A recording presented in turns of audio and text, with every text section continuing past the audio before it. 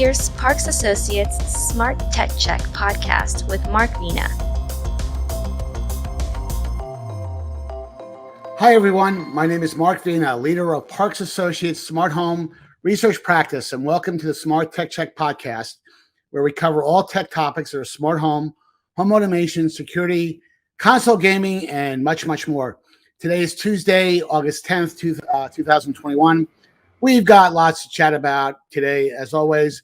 On the roster for today's podcast are my usual partners in crime on this podcast. That's Rob Pegoraro, who writes for USA Today and Fast Company, and Wirecutter. John Quain, who writes on technology for the New York Times and Tom's Guide, and America's favorite baseball historian, Stewart Wolpin, who writes for Twice and Techlicious. Gentlemen, welcome to the podcast. Good to be here. Lots and lots to talk about today. What I'd like to do is I started this last week with a podcast I did with the Parks Associate team that we did on entertainment, and that is I want to tee up kind of a factoid that some data and just get kind of your reaction to. I mean, as all of you have worked with Parks Associates in the past, and we're just an incredible reservoir of great consumer insights and information. And I want to tee up something that was kind of interesting, I thought, is that we recently did released some research that indicates that, and got no surprise, but it wraps some numbers around it, that folks are spending less money per month on cord cutting than they were before versus their cable company or their traditional pay TV service, to the tune of $85 versus they're spending about $30 less now for cord cutting. I want to just get Rob's perspective, because each of you are cord cutters to varying levels. I want to get Rob's. What's your reaction to this, Rob? Does it surprise you, or does the magnitude of it? No, not at all. I was actually very happy to see that number come out, since it matched what I've seen, what I've heard, and every time I've spot checked, you might think that the advertised rate from Comcast or whoever is going to save you money, but that advertised rate, it doesn't include the local TV station fee, the broadcast fee, the regional sports network fee, what it costs to put a box under at least one TV, maybe two or three, and all those things that you don't have in streaming TV. And the other part of it, there's always this line of thought that, by the time you add in all these services you're going to watch, you're spending just as much as you did before. If you actually need to watch 150 channels of stuff, you should probably stick with pay TV as it is. You don't need to cut the cord. Most people don't have that kind of free time. So yes, it says to me that people are being intelligent consumers and saving money in a way that works for them. Well, and most of the research indicates that that people, even when they subscribe to 150, 200 channels, they're watching the same 15, 20 channels at the most. 90% of the time, they don't realize that, and the cable companies don't want to tell you that, because you'll start to figure things out that you're probably oversubscribing to many channels. But Stuart, let me get your reaction to this Parks Associated factoid. Well, my first reaction is, what does that cord cutter number include? I mean, with the number of streaming subscriptions services now available, is that number going to go up and at some point pass perhaps the amount of money that people are spending right now just on plain ordinary cable? I think we had this discussion last week about how many subscription services will people subscribe to, and given the growing number of them and the basic cable that you almost have to have these days if you want to get, as Rob said, local news and local programming and local sports, especially since for most major sports are now on cable. I'm just curious what that figure that that people are spending after their cord cutting, what that includes, and how much that might go up given the amount of streaming services that are out there that they may still want to subscribe to. Well, you'll have to subscribe to the Parks Associates report for me to tell you that answer, Stuart, just to be clear. But all kidding aside, our research has been showing us that people are still stacking multiple services on top of each other. That number really hasn't declined yet. Again, but you have to carve into the data. A lot of people, they describe themselves as cord cutters, yet they still have basic cable because they want to watch local sports. They want to get local weather, local news, which tends to be a very important requirement for many cord cutters. Stuart, have you cut the cord? I don't think you've cut the cord, if I'm not mistaken. You haven't cut the cord. I have not. I mean, I write about this stuff like all you guys do, or cover all these things. So I feel it incumbent upon myself to have access to as much as possible, just so I can speak knowledgeably about it. I've considered cutting it because almost all the movies that I ever watch are now on streaming rather than on cable. But again, it's like, as you say, I'm a baseball fan, and I need to get in the New York area. I need to get SNY. I need to get Yes. I would have missed the Kansas City game last night, which was really amazing at the end if you stayed up late to watch it. I can't afford to lose that. And Stuart, you're not an old person, even though you've referred to movies to me that you've referred to movies as talkies. They used to watch those movies a long time ago when they were called talkies. That's an inside joke. Nobody gets it. If you're under 35 years old, you probably don't understand what a talkie was. Anyway, bad joke aside, John, your reaction to this data point? Well, I think these what it points to is the disputes that are going on now. You have Sinclair fighting with Dish about their local affiliates and stuff. I think places like Sinclair are in trouble. If they didn't have the tennis channel, they wouldn't have anything. I mean, most of us can put an antenna and get like 50 stations in most urban environments stuck in the window. So, and in New York City, I just look out my window and I see a lot of people have done exactly that. And you would think, oh, it's impossible to get a TV station here over the air. Actually, it's really easy, even in these concrete canyons. So it's interesting. I think, that those stations are going to have more and more trouble because it used to be you needed the path, what we called in broadcast TV. We needed a path under the cable carriers. And I think some of these companies are forgetting that. So we'll see how that dispute works out. Dish has held out a long time against some of these channels, like for years. And I think they're going to get more desperate and need to be on there. And I don't want to pay that extra amount of money too. I notice people cut down, as you said, the basic cable. They keep dropping as many stations as we can and get away with. And I've done the same thing.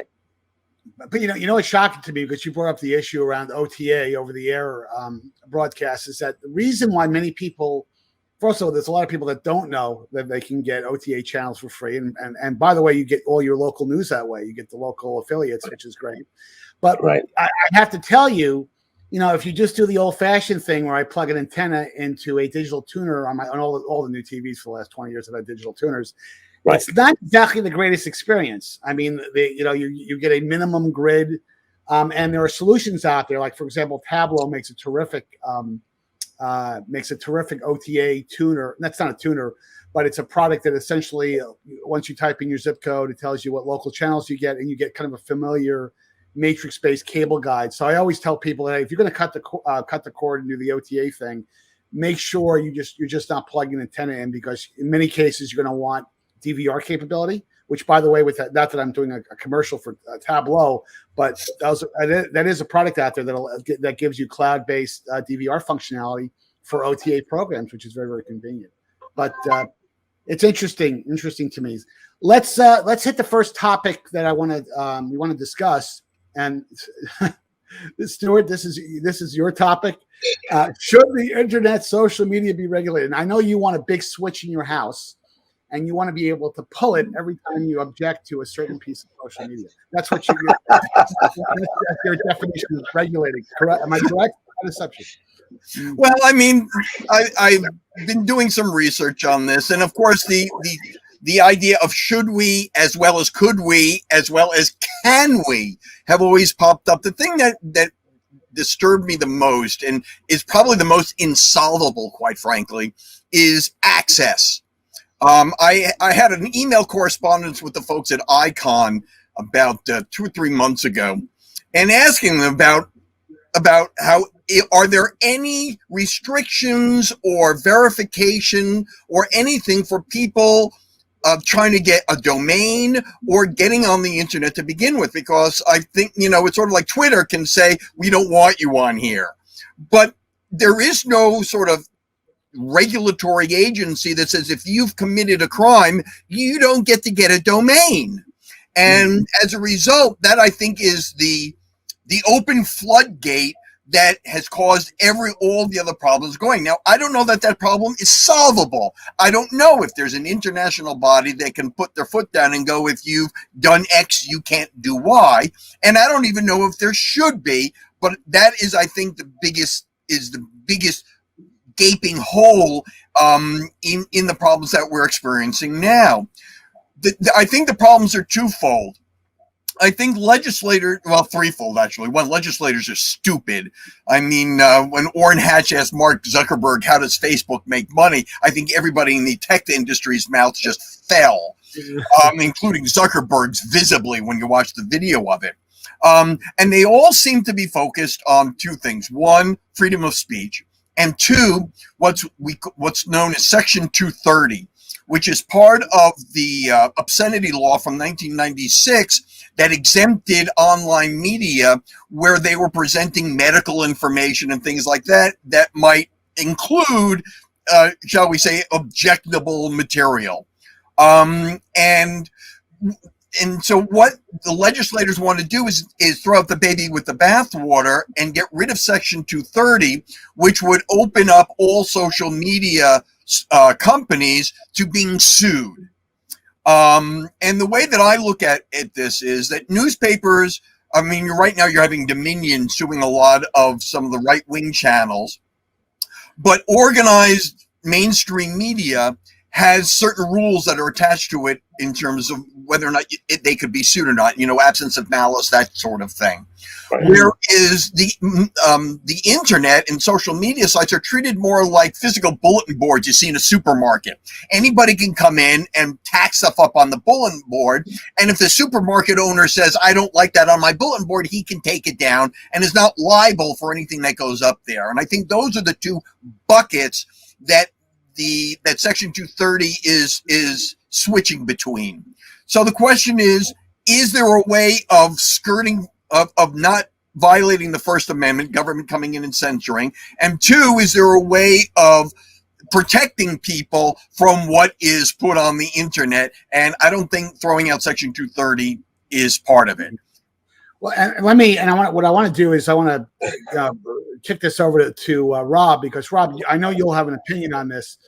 Believe it or not, and Bob, you correct me if I'm wrong here, but the internet, and this is a very broad statement, there are mechanisms within the federal government, probably the Defense Department, that if in the national emergency, if they had to shut down the internet or restrict the internet, that capability does exist. I mean, and not to say that would ever happen, God forbid, for a whole bunch of different reasons, but it's not, a lot of people think, well, the internet really can't be regulated or controlled absolutely because it's so wide open and that's the way it was designed, 30 years ago. But it is possible because we do have the ability to shut down parts of the internet around the world with some of the countries that we're not very fond of, and that may or may not have happened over the last year or so.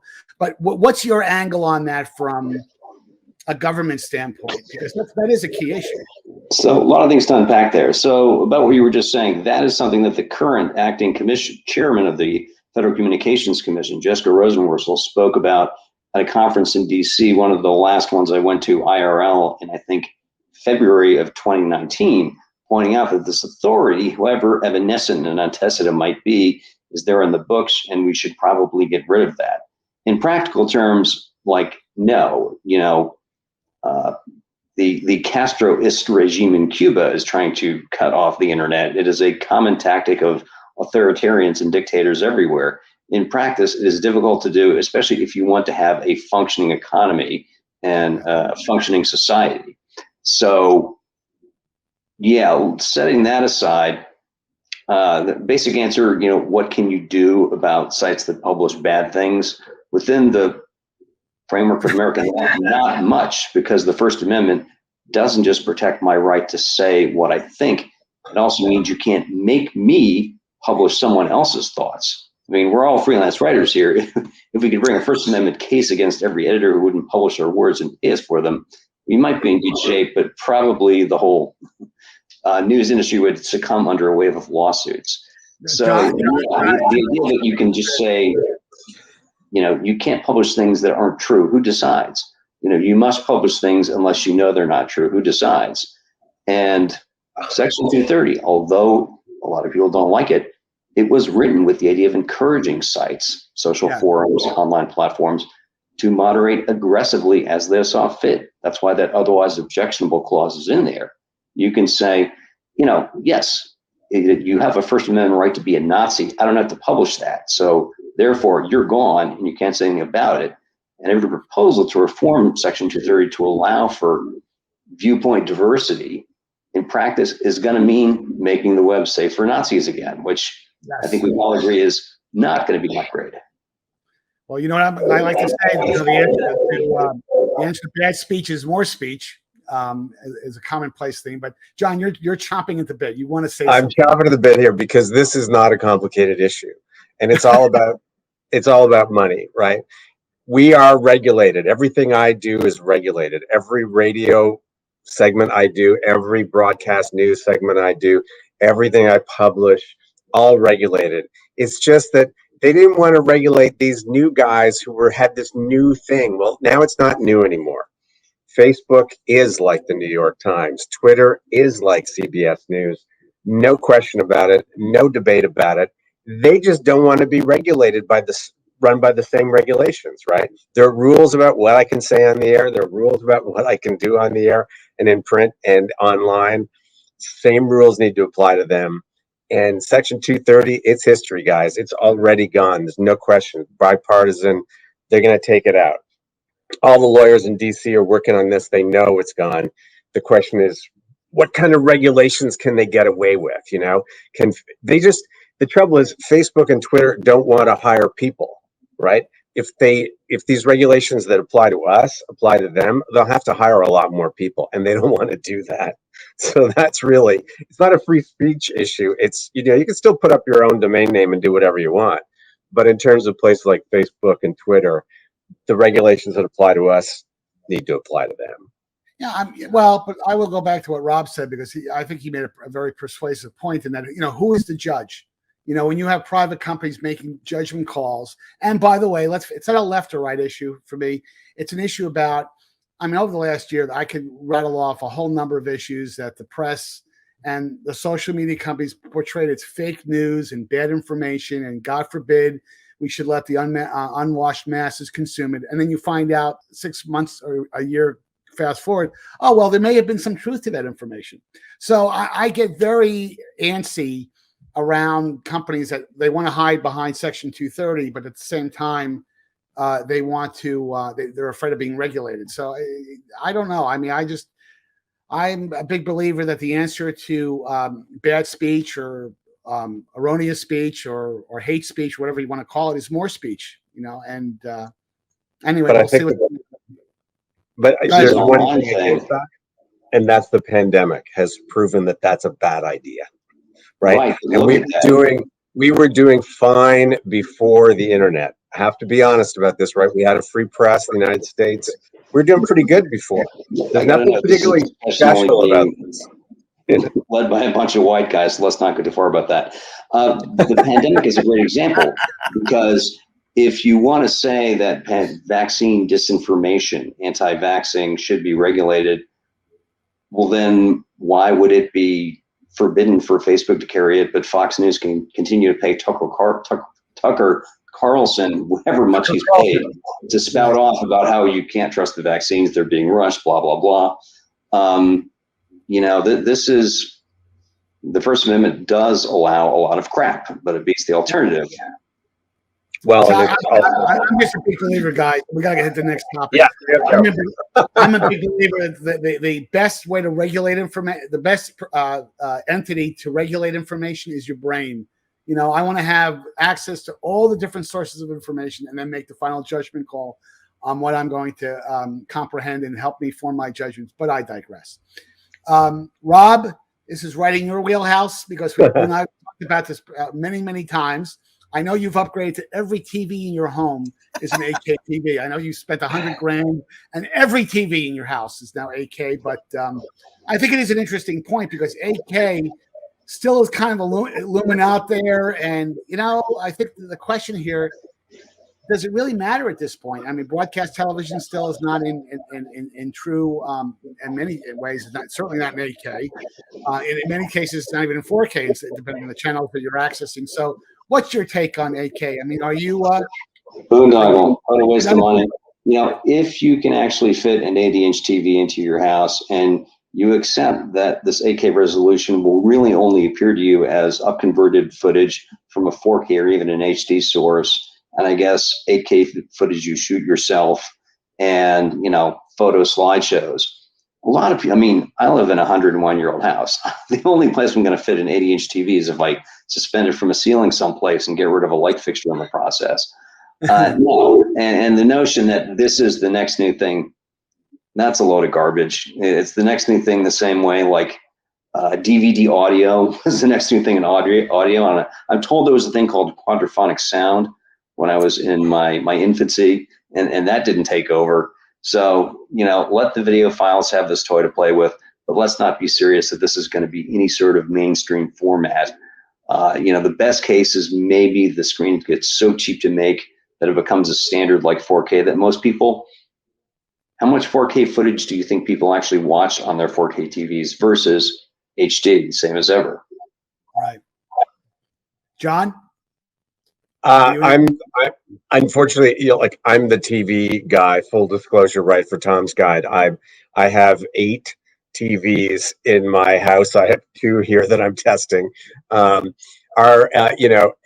they're just starting to come out with the 8K. Like the same arguments made about 4K. Oh, we don't need it. Oh, we don't notice the difference. And now every TV is 4K. I think it's inevitable. It's also part of the technology, the display technology, with micro LEDs coming up and some other things to compete against OLED. I think 8K is inevitable. You don't need an 80-inch TV for me to see the difference, but today a 65-inch TV is the norm, and that's huge. I mean, that's a huge TV.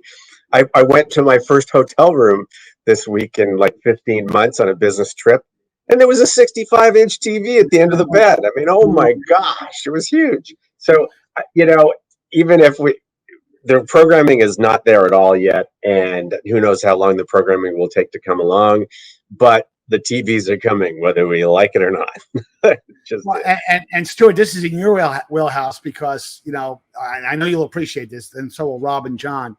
Once, for me, and I wish my father had lived to see 4K because he died around 2001 where, the even HD had not made its appearance yet. Right. He thought a 32-inch TV was a big TV, a Sony Trinitron. But once you watch a ball game, a football game or a baseball game in 4K on a 65-inch or larger screen, you'll never leave the house. In fact, when I watch old games on YouTube, which I frequently do, I bring my New York Giants memories. I'll bring a game back from 20 years ago. I almost can't watch it, and because the format was low res, and of course it wasn't 16:9, so it's just a different experience. And Stewart, sports has a lot to play with. Has had a big impact on driving people toward 4K. Do you see that happening with 8K sports? Well, right now, I think a lot of this conversation is less about resolution and more about bandwidth.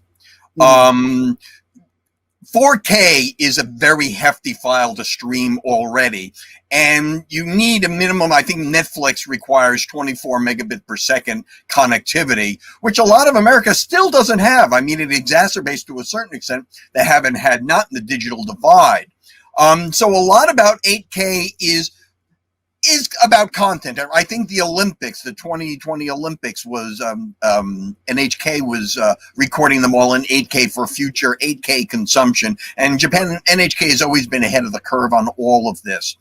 And so I think bandwidth is the most important because right now on the broadcast side, the ATSC 3.0 standard is just now being able to get out in the market. You can now buy a small number of TVs with built-in ATSC 3.0 tuners. You have to get an antenna, and about, I think, some 65 or 60, I don't remember what the exact number is, markets right now are broadcasting in 4K.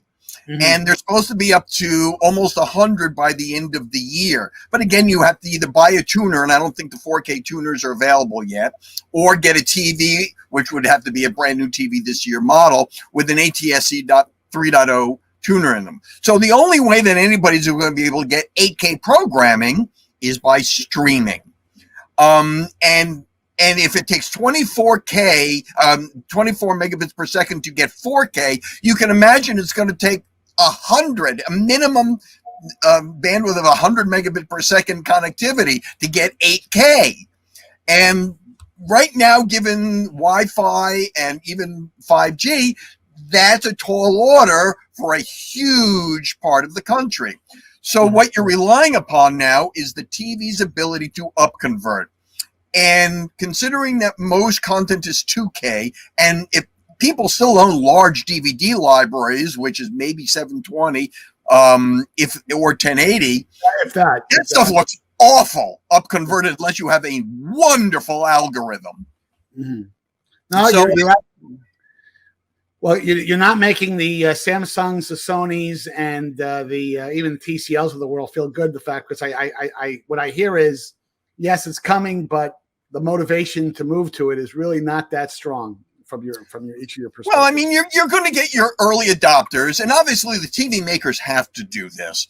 The price on 4K TVs plummeted so quickly, and the margins became so thin so quickly. I think it took all the TV makers by surprise, because usually it's like a 5 or 6 year process from the entry level point to we barely have making any money on these. And for 4K, it took like 2 years. I mean, it collapsed. So these TV makers are almost forced to do 8K as a way to make it easy. I mean, look at how many TV makers have dropped out of the industry in the last 5 years. That's because they could not make any money selling TVs anymore. And that's the big reason why you're seeing them all pushing 8K, because it's the only way they're going to make any money making TVs. And we do have to move to the next topic, but that is an excellent point, because, from a life cycle margin standpoint, it's true of all consumer electronics, including PCs. You make the most margin when you introduce a product at the beginning of the product life cycle, because that's people will pay the premium for that. And they look at it from a blended margin standpoint, how much margin can they make? But you're right, 4K TVs plummeted in price, and the 8K stuff really hasn't come online yet in volume to make to offset that. So that's challenging. But let's go to the next topic, because this is a really important topic. This big announcement by Apple earlier this week is a very serious topic, and that are each of you concerned about Apple's new plan in iOS 15 to help detect child pornography? And before I go to each of you, I applaud Apple for trying to do work around this, because it's been child pornography in the internet has been a terrible problem for years. I mean, this is not an easy issue for a lot of people to talk about, but I want to be careful, because if you critique Apple's capability, whether they should do this or not, that should not be construed as, well, people are a big fan of child pornography. It's really about around privacy issues and around, will this create problems in that space? And I have read several articles over the last couple of days, deep diving on the capability. And to Apple's credit, they believe they're doing everything they possibly can to make sure that false positives don't get reported. But none of these algorithms are foolproof, and I'm uneasy about this to a degree. So, Rob, let me start with you and get your view on this. And do you really think that Apple's doing the right thing here in terms of moving forward with this? Yeah, so to start, this is a problem from hell. I prefer the term child sex abuse material, because there's no consent involved in any of this. Yes. It's an enormous problem. And what we know, basically every company that hosts photos online already does this matching. There is an organization called the National Center for Missing and Exploited Children, NCMEC for short. Yeah. This field has its own terrible list of abbreviations. They essentially provide hashed equivalents of the legal material that has been seized in investigations. You can then match digitally to see, has someone uploaded anything that matches this. And year after year, whether it's Facebook or Google Photos, companies that host online photos catch a lot of people trying to share this stuff. And until now, Apple, you can look this up in these companies' transparency reports, has filed relatively few reports of illegal material that shows up in this NCMEC matching process. What they're proposing to do now is to fix that. But the weird thing is they're not doing it with photos already stored in Apple Photos, your iCloud storage. They're going to do this on your devices, whether it's an iPhone or an iPad or a Mac or in the next versions of their operating systems. It's the same basic process. So what has people weirded out is, number one, that Apple is doing this on your own device. You sort of accept the cloud, it's really someone else's computer. So if you put a photo there, you can't be surprised if someone's going to do some sort of scan of it. But on your own device, that feels different. I think the more substantive criticism here is because Apple has built a technology to look on the contents of this iPad and see if there's something that is not allowed. What if a government elsewhere in the world that is more attuned to policing political dissent decides, Apple, take this tool you already made and give us a version of that. Maybe morph it to something else. China doesn't want images of the tank man from Tiananmen Square to show up online. And in the past, when Apple has been asked to rewrite its tools, that FBI case with the locked iPhone, they could say, we don't have any tool on the shelf. The iPhone doesn't work this way.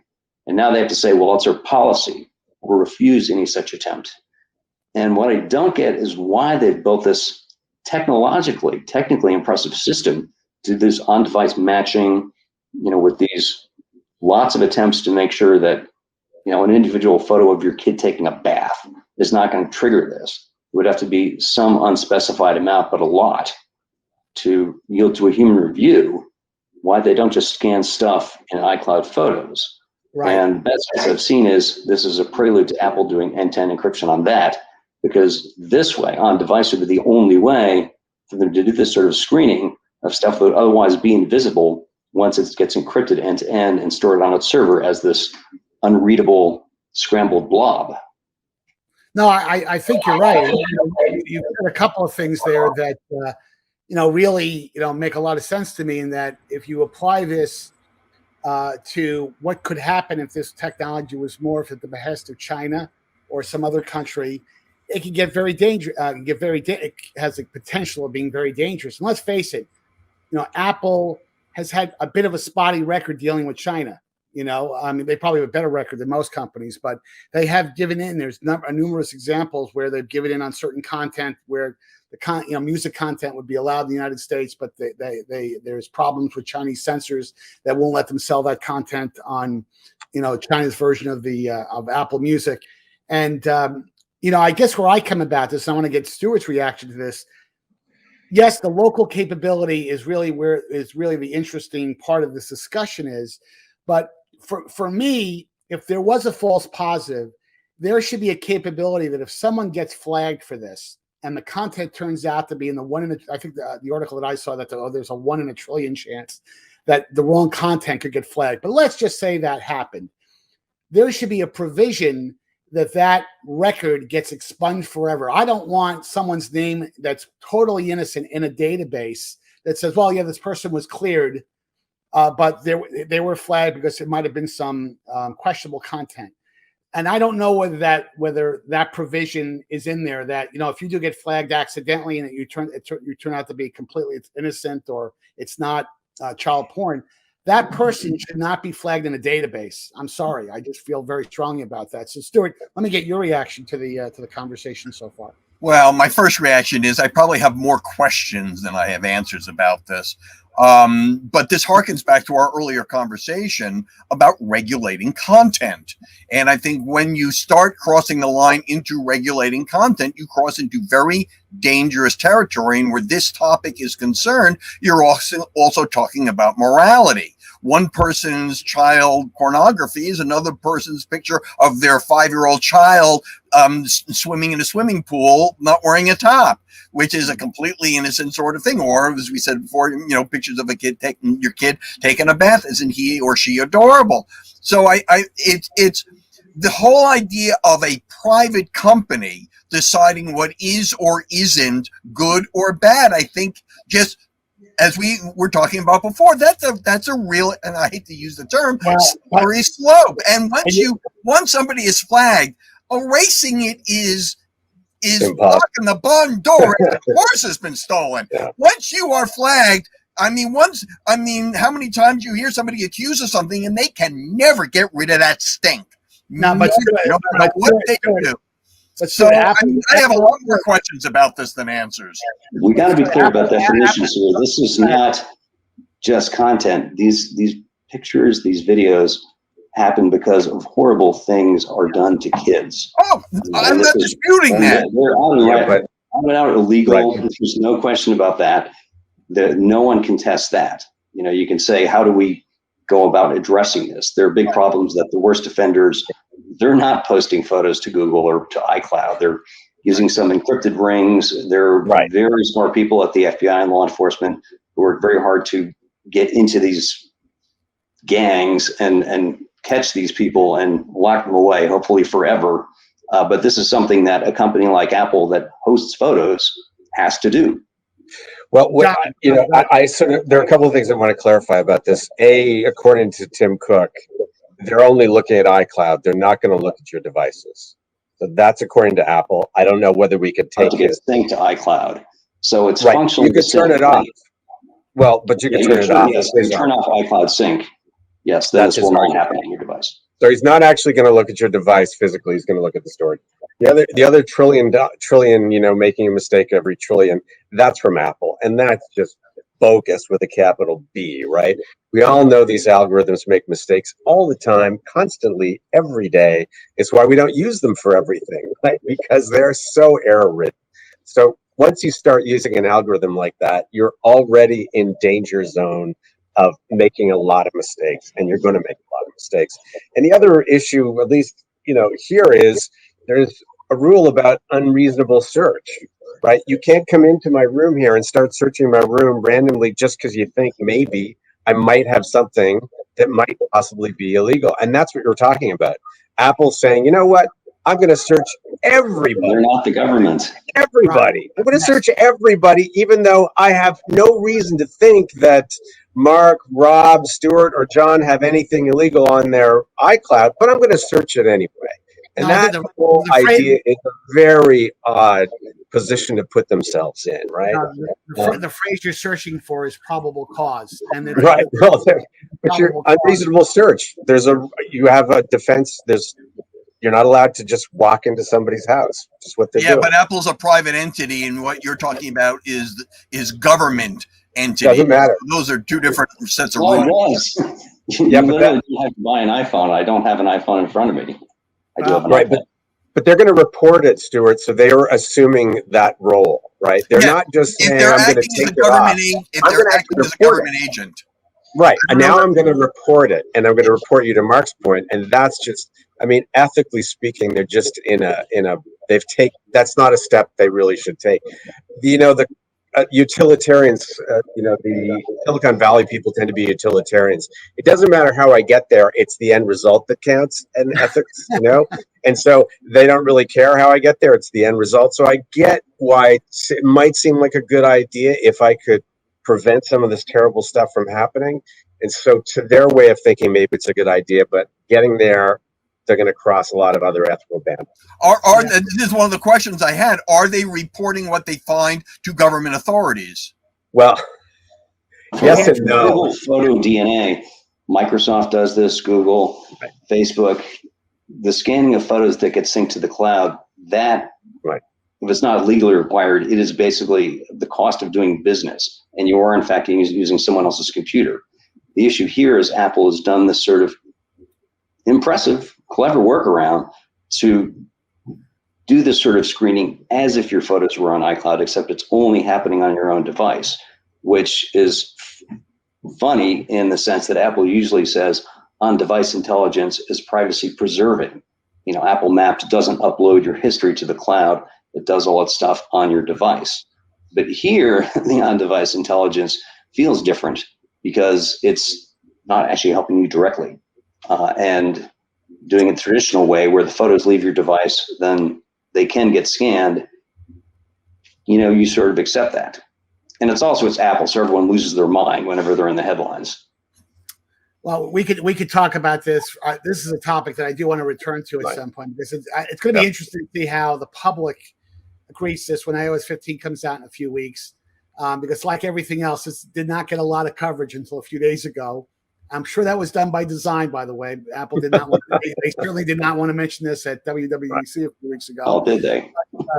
But the only thing I'll close on is that I just hope that if the capability is implemented, and I know this is not going to happen, but call me forever optimist about this.